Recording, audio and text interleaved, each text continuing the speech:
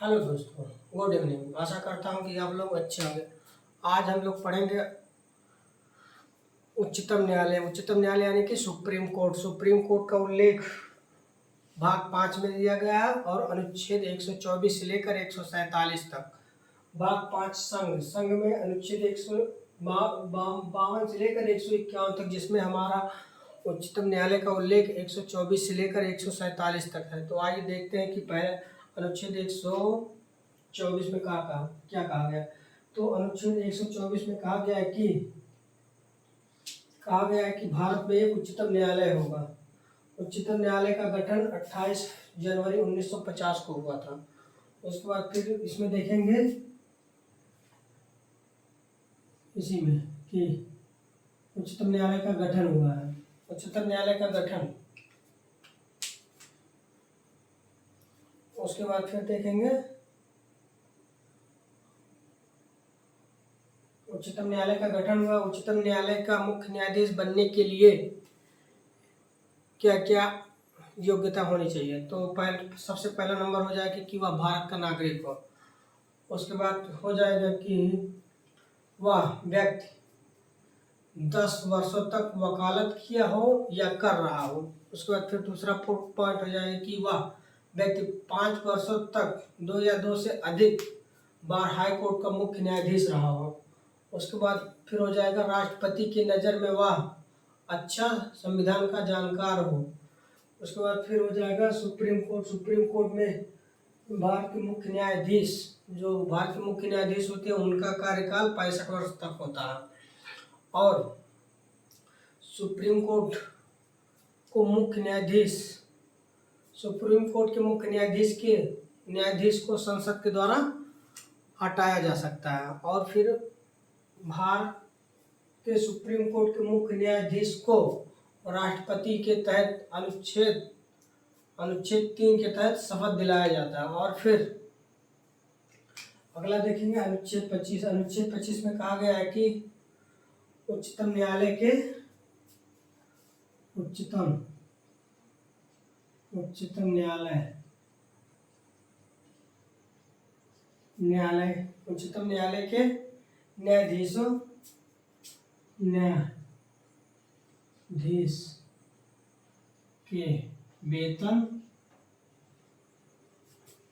भत्ते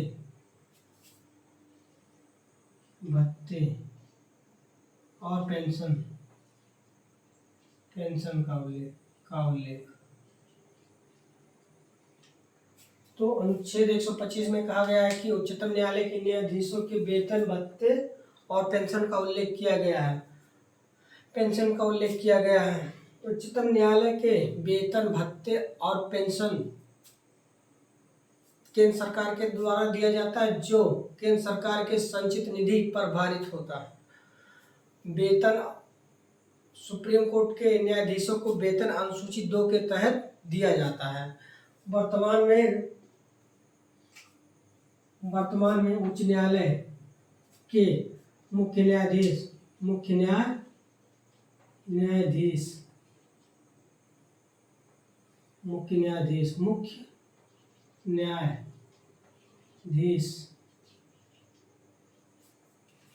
डी.वाई. चंद्रचूड़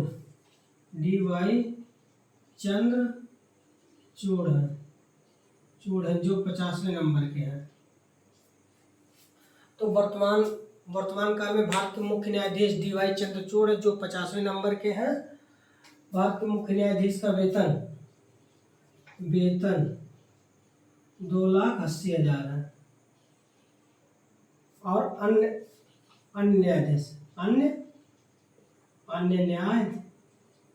न्यायाधीश के वेतन 2,50,000 रुपये है।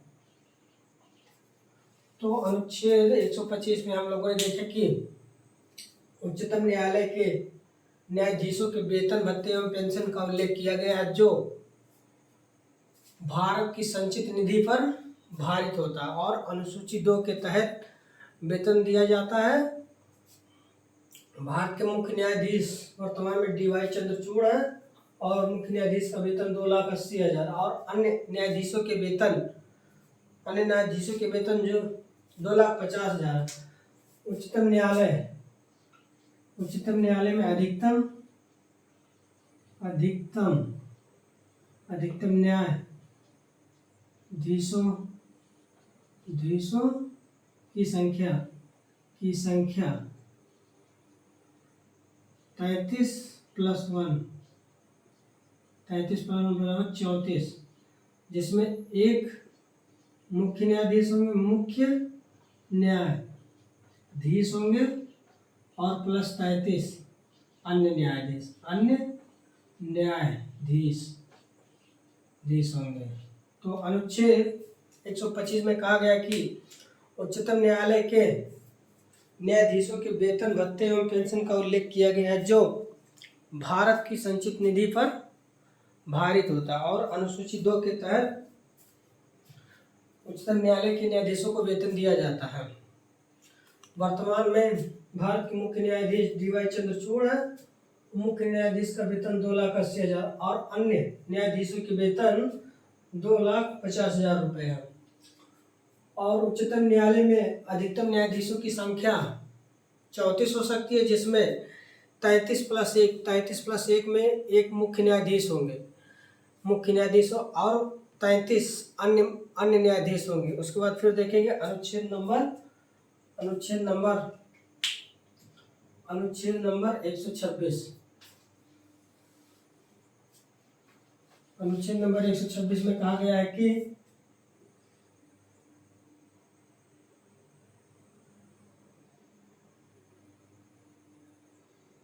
अनुच्छेद 126 में कहा गया है कि कार्यकारी मुख्य न्यायाधीश की नियुक्ति, कार्यकारी मुख्य न्यायाधीश की नियुक्ति राष्ट्रपति के द्वारा किया जाता है। तो अनुच्छेद 126 में कहा गया है कि जब भारत के मुख्य न्यायाधीश अपने पद पर रिक्त हो यानी कि ना हो, तब राष्ट्रपति के द्वारा मुख्य कार्यकारी न्यायाधीश की नियुक्ति किया जाता है। अनुच्छेद 26 में कहा गया। फिर देखेंगे अनुच्छेद 27 में कहा गया है कि भारत में एक तदर्थ न्यायाधीश होगा। तदर्थ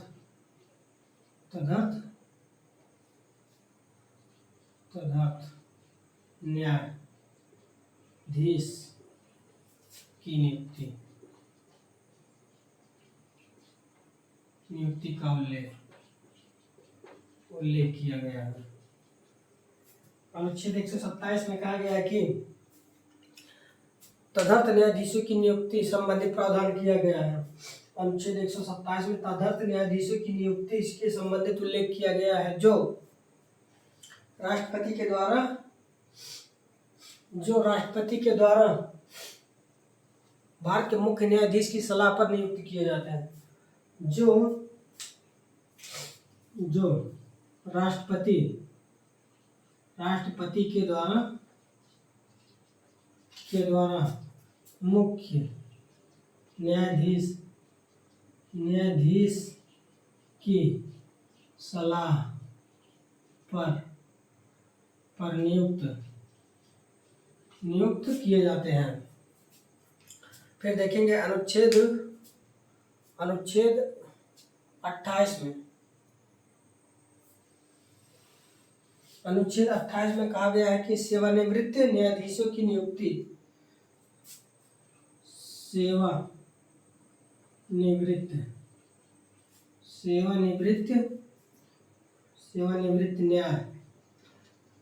न्यायाधीश की नियुक्ति का प्रावधान किया गया है। तो अनुच्छेद 128 में कहा गया है कि सेवानिवृत्त न्यायाधीश की नियुक्ति राष्ट्रपति के द्वारा किया जाता है। उसके बाद फिर देखेंगे अनुच्छेद 29 में उच्चतम न्यायालय को न्यायालय को अभिलेखीय अभिलेखीय न्यायालय कहा गया है। तो अनुच्छेद 129 में भारत के सर्वोच्च न्यायालय में एक अभिलेखीय न्यायालय के रूप में कार्य करेगा। उच्चतम न्यायालय अभिलेखीय न्यायालय के रूप में कार्य करेगा। उसके बाद फिर देखेंगे अनुच्छेद 130 में कहा गया है कि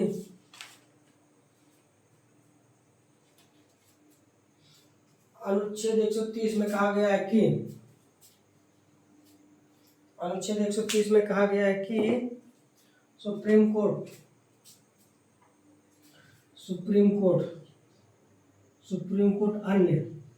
अन्य राज्यों में सुनवाई कर सकता है। अन्य राज्यों में सुनवाई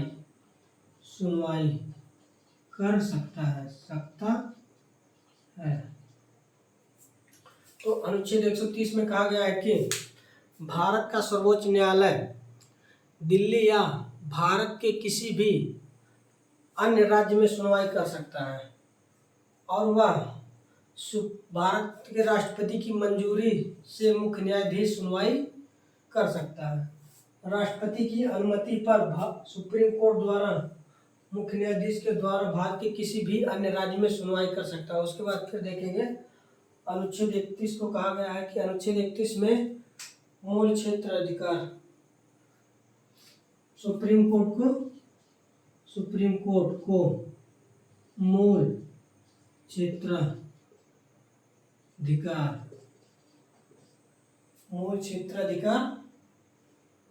प्राप्त है। तो अनुच्छेद 31 में कहा गया है कि भारत के सर्वोच्च न्यायालय को मूल क्षेत्राधिकार प्राप्त है। मूल क्षेत्राधिकार में जैसे केंद्र, राज्य और अंतर्राष्ट्रीय विवादों संबंधी सुनवाई केवल सुप्रीम कोर्ट के द्वारा किया जा सकता है। तो अनुच्छेद 31 के तहत कहा गया सुप्रीम कोर्ट को मूल क्षेत्राधिकार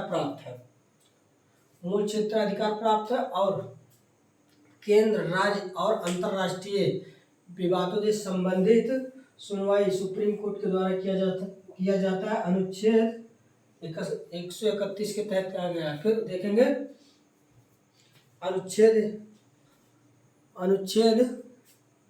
132। अनुच्छेद 132 में कहा गया है कि अपीलीय क्षेत्राधिकार सुप्रीम कोर्ट को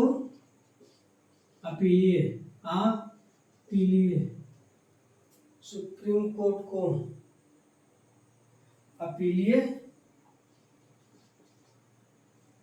अपीलीय क्षेत्राधिकार प्राप्त है। अपीलीय क्षेत्राधिकार प्राप्त है।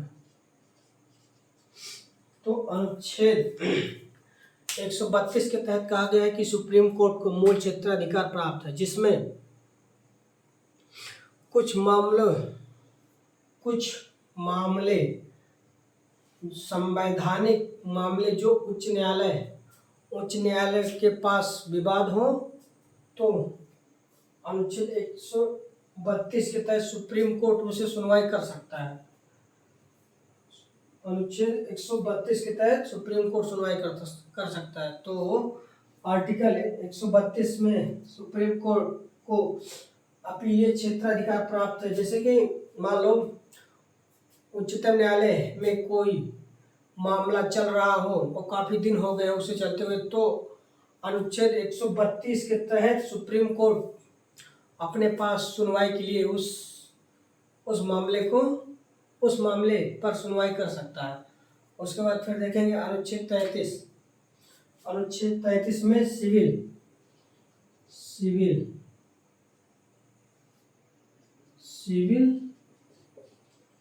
सिविल मामले संबंधी सुनवाई। सिविल मामला अनुच्छेद अनुच्छेद 33 में कहा गया है कि सिविल मामले संबंधी अपील, मामले संबंधी संबंधी अपील अपील कर सकता है, कर सकता है। तो अनुच्छेद 133 में कहा गया है कि सिविल मामले संबंध में उच्च न्यायालय के अपील पर सुप्रीम कोर्ट सुनवाई कर सकता है।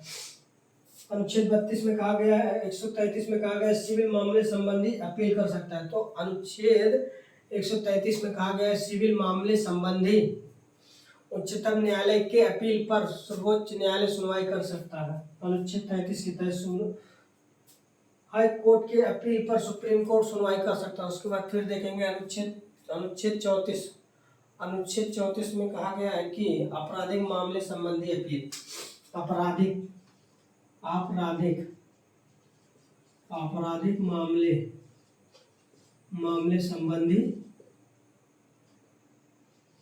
संबंधी अपील सुप्रीम कोर्ट में कर सकते हैं। तो अनुच्छेद 134 में कहा गया कि आपराधिक मामले संबंधी अपील सुप्रीम कोर्ट में कर सकते हैं। जैसे कि आपराधिक मामले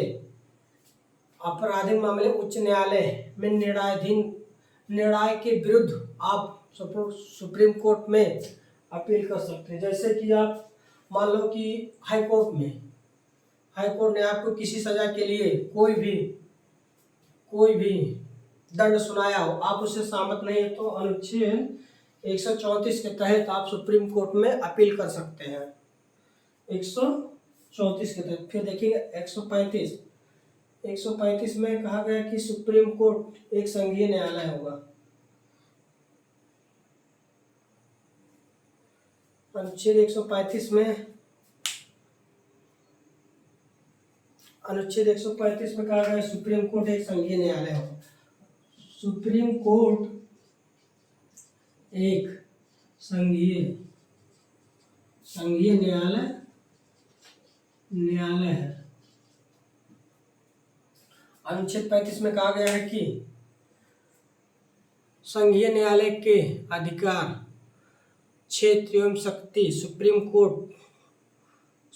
कोर्ट के द्वारा प्रयोग की जाती है। जैसे संघीय न्यायालय मान लो किसी जिला का न्यायालय, तो जो कानून भारत का सुप्रीम कोर्ट के द्वारा निर्धारित किया गया है, तो उसी कानून के तहत संघीय न्यायालय अपनी सुनवाई कर सकते हैं। उसके बाद फिर देखेंगे अनुच्छेद 36 में क्या कहा गया है। सुप्रीम कोर्ट एक संघीय न्यायालय, अनुच्छेद 35 के तहत। फिर देखेंगे अनुच्छेद 137 में क्या कहा गया है।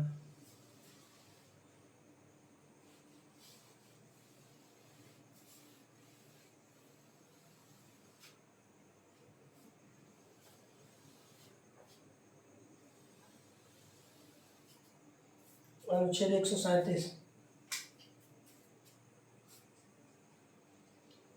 अनुच्छेद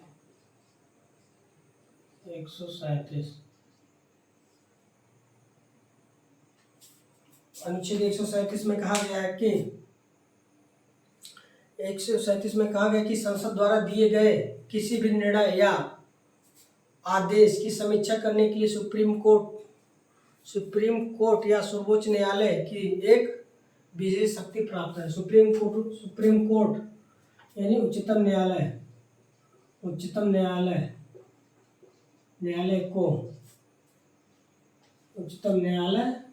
को एक विशेष शक्ति प्राप्त है।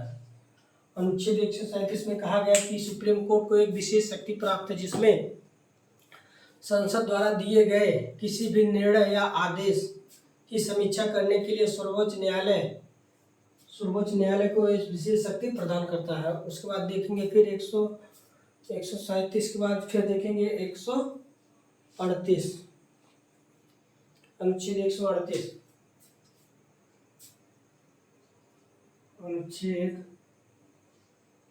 अनुच्छेद 138 अनुच्छेद 138 में कहा गया है कि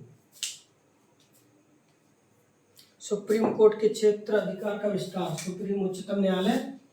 उच्चतम न्यायालय के क्षेत्राधिकार का विस्तार किया जाएगा। तो अनुच्छेद 138 में कहा गया है कि उच्चतम न्यायालय के अधिकारी क्षेत्रों का विस्तार। उच्चतम न्यायालय अधिकारी क्षेत्रों का विस्तार, जैसे कि उच्चतम न्यायालय भारत के किसी भी राज्य के सुप्रीम कोर्ट में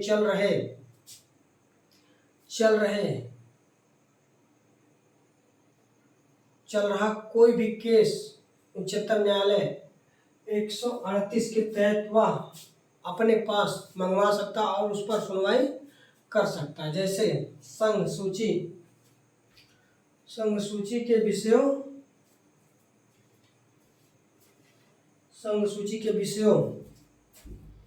सूची के मामले में संसद विधि बनाकर उच्चतम न्यायालय को शक्तियों का विस्तार किया गया। संघ सूची के विषय पर संसद विधि बनाकर उच्चतम न्यायालय की शक्तियों का विस्तार कर सकता है। अनुच्छेद 138 के तहत कहा गया है कि उच्चतम न्यायालय के क्षेत्राधिकार का विस्तार संसद संघ सूची के विषय पर कानून बनाकर कर सकता है।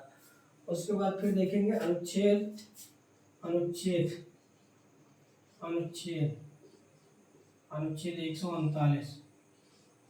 अनुच्छेद 139 में कहा गया है कि सुप्रीम कोर्ट के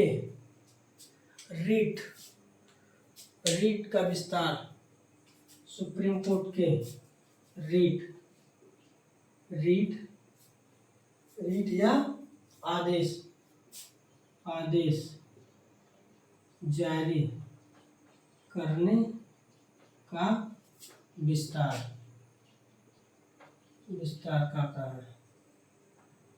किया गया है। तो अनुच्छेद 139 में कहा गया है कि सुप्रीम कोर्ट के रीट जारी करने की शक्तियों का विस्तार किया गया है।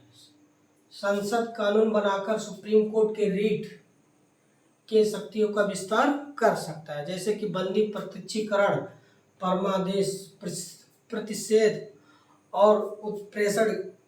सुप्रीम कोर्ट 5 प्रकार की रीट जारी करता है, जिसमें बंदी, प्रत्यक्षीकरण, परमादेश, निषेध, क्यू वारंटो और उत्प्रेषण जैसे रीट जारी कर सकता है। तो अनुच्छेद 139 के तहत संसद सुप्रीम कोर्ट के रीट जारी करने की शक्तियों का विस्तार कर सकता है। और सुप्रीम कोर्ट अनुच्छेद 32 के तहत रीट जारी करता है। अनुच्छेद 139 में संसद विधि बनाकर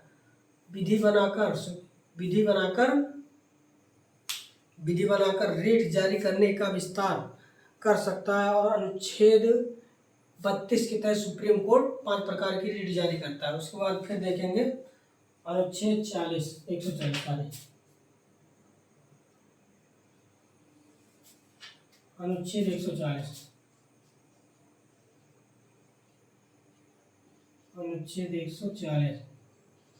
अनुच्छेद 140 में कहा गया है कि सुप्रीम कोर्ट अनुच्छेद 40 के तहत कहा गया है कि संसद कानून द्वारा पूरक या आनुषंगिक शक्तियां प्रदान करने का प्रावधान। आनुषंगिक शक्तियां संसद द्वारा प्रदान किया जाता है। तो अनुच्छेद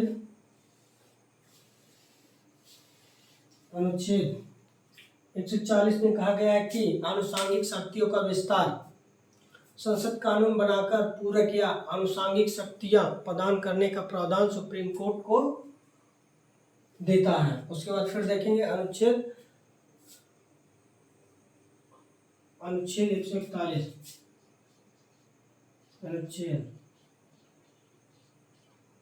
141 में कहा गया है कि अनुच्छेद 141 में कहा गया है कि उच्चतम न्यायालय द्वारा घोषित सभी कानून अदालतों पर बाध्यकारी होंगे।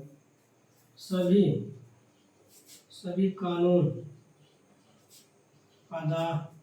अदालतों पर बाध्यकारी होंगे। अनुच्छेद 141 में कहा गया है कि उच्चतम न्यायालय द्वारा घोषित कानून सभी अदालतों में बाध्यकारी होंगे, यानी कि सुप्रीम कोर्ट के द्वारा जो कानून बनाया गया है वह भारत के हाई कोर्ट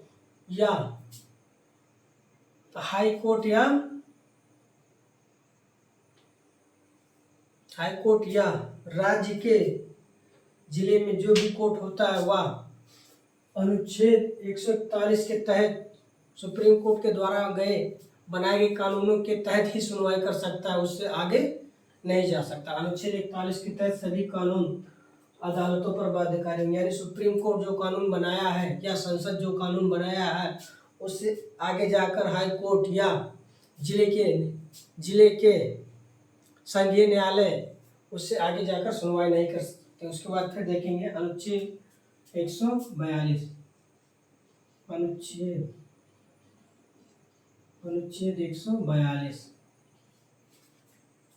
142 में कहा गया है कि सुप्रीम कोर्ट, अनुच्छेद 142 सिर्फ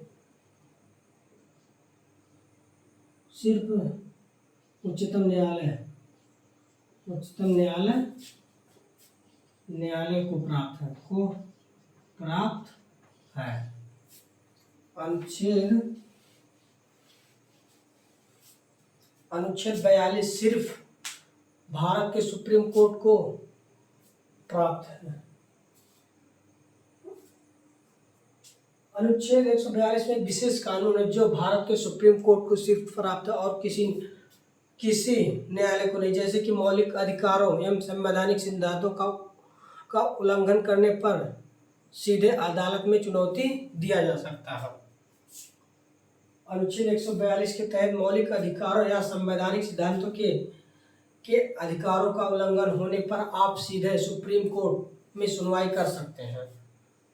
उसके बाद फिर देखेंगे अनुच्छेद 143। अनुच्छेद 143 में कहा गया है कि लोक कल्याण कार्य के लिए महत्वपूर्ण। अनुच्छेद 143 उच्चतम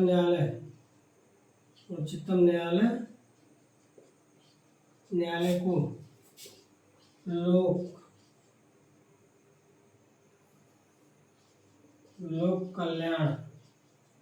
कल्याणकारी कहा गया है। तो अनुच्छेद 143 में भारत के सुप्रीम कोर्ट को एक लोक कल्याणकारी कहा गया है, अर्थात राष्ट्रपति के पास सुप्रीम कोर्ट के प्रश्नों को संबोधित करने की शक्ति प्राप्त है। हाँ, अनुच्छेद 143 के तहत उच्चतम न्यायालय एक लोक कल्याणकारी है और सुप्रीम कोर्ट के द्वारा राष्ट्रपति के पास सुप्रीम कोर्ट के प्रश्नों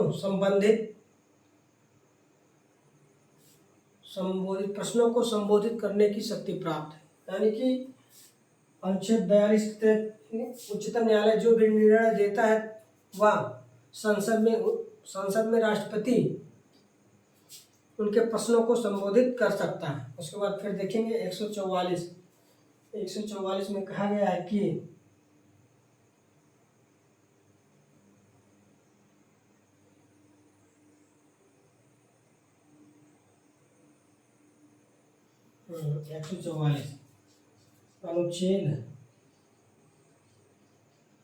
अनुच्छेद 144 में कहा गया कि भारत के सभी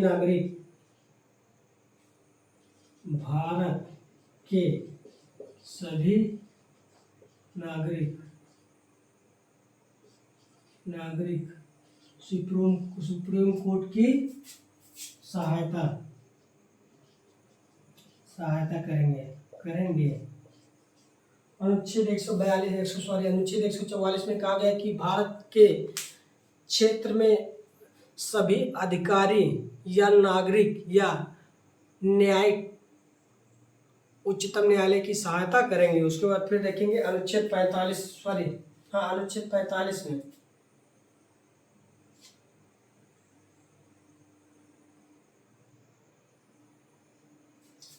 अनुच्छेद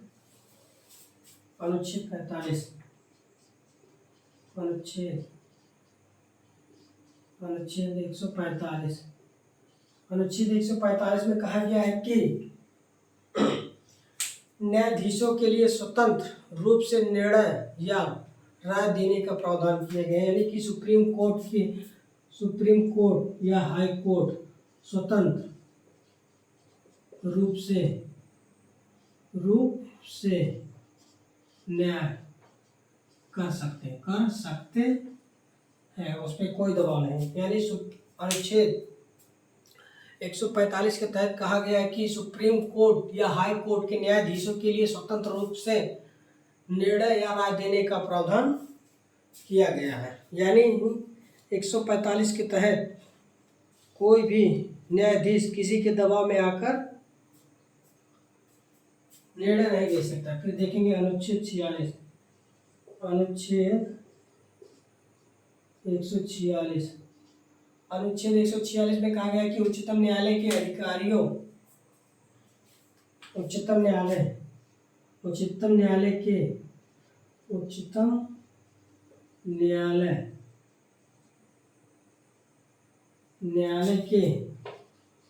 अधिकारियों के वेतन पेंशन या भत्ते संबंधी प्रावधान। अनुच्छेद 46 में कहा गया कि उच्चतम न्यायालय के अधिकारियों व सेवकों के वेतन भत्ते व पेंशन संबंधी प्रावधान किया गया और उच्चतम न्यायालय के न्यायाधीश और अन्य न्यायाधीशों के वेतन एवं भत्ते भारत की संचित निधि पर व्यय होते हैं और भारत की संचित निधि पर व्यय होते हैं और अनुसूची 2 के तहत वेतन और भत्ते प्रदान किए जाते हैं। सुप्रीम कोर्ट के सभी न्यायाधीश व सेवकों को अनुसूची 2 के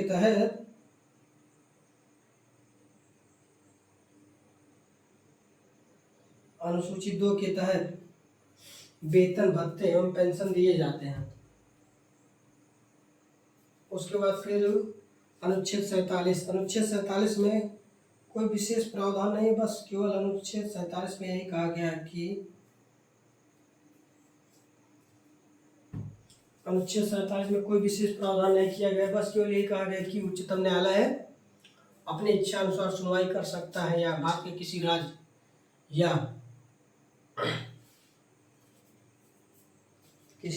या दिल्ली में सुनवाई कर सकता है।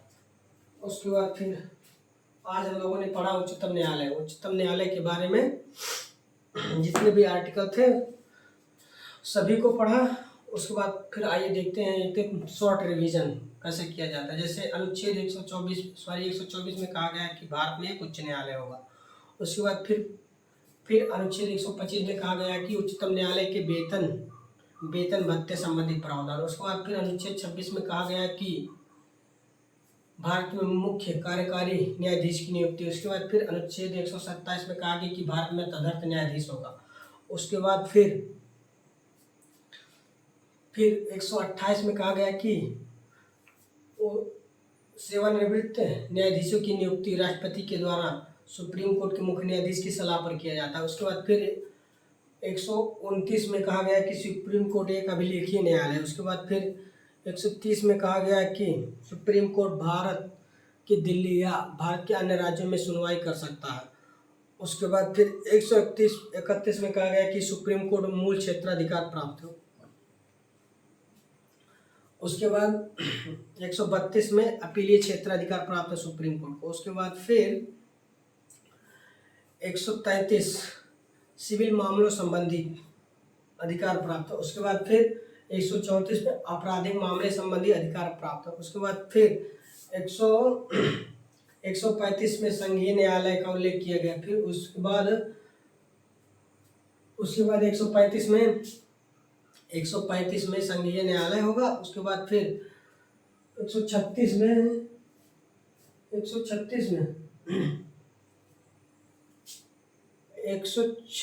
में कहा गया है कि विशेष अपीलीय शक्ति सुप्रीम कोर्ट को प्राप्त। फिर उसके बाद 137 में कहा गया उच्चतम न्यायालय के विशेष शक्ति प्रावधान किया गया। फिर अनुच्छेद 138 में कहा गया है कि उच्चतम न्यायालय की शक्तियों का विस्तार। फिर अनुच्छेद 139 में कहा गया है कि अनुच्छेद 139 के तहत रीट एवं आदेशों की शक्तियों का विस्तार। फिर अनुच्छेद 140 में कहा गया है कि सुप्रीम कोर्ट को आनुषंगिक शक्तियां संसद के द्वारा प्रदान की जाती है। फिर उसके बाद कहा गया अनुच्छेद 141 में सुप्रीम कोर्ट के द्वारा बनाए गए सभी